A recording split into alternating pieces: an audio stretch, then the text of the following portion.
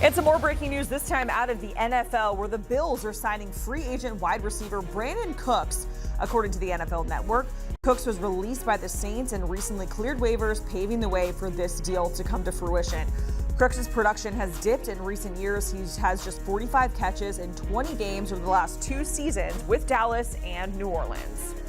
Let's welcome in our NFL analyst, Emory Hunt, here to discuss. Emory, great to see you. The Bills signed Brandin Cooks. They get another weapon for Josh Allen. How much, if at all, does this move the needle for Buffalo's offense in your eyes? It definitely helps, Jacqueline, because I'm a big fan of Brandin Cooks and what he has done over the course of his career. Earlier in his career, he was a game breaker. He was a guy that could win intermediately and deep down the field. But at this juncture of his long career, he's probably more of a possession guy that kind of helps you move the sticks. And if you can't find the possession guy that you drafted in Keon Coleman, the best thing to do is go get a veteran guy that knows how to get open, knows how to settle in the soft spots in the zone, can still catch the football, and allow you to help stay on the field offensively. And that helps you in the postseason. Right now, he's kind of more, I know this is a little bit before your time, he's a little bit more like Terrence Mathis, who used to play for the Atlanta Falcons, a solid guy that was a slot guy, missed a third down guy, timely big play every now and then as he got later in his career. That's what Brandin Cooks is right now, and I think that's valuable for the Bills offense because they're looking for someone they can go to on those critical downs in those critical situations.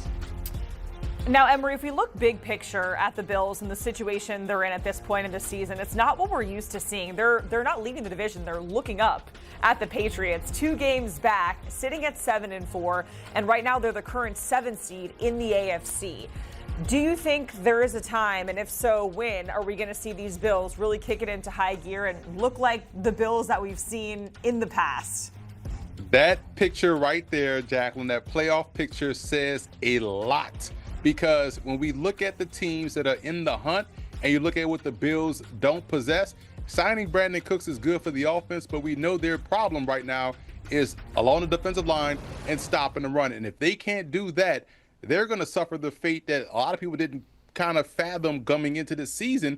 They may miss the playoffs altogether because you have Pittsburgh and Baltimore jockeying for the AFC North. You have to kind of assume Pittsburgh will get in. And I know they play Buffalo, and Pittsburgh has a better defense that can slow down his offense. And we know they can run the ball with Kenneth Gainwell.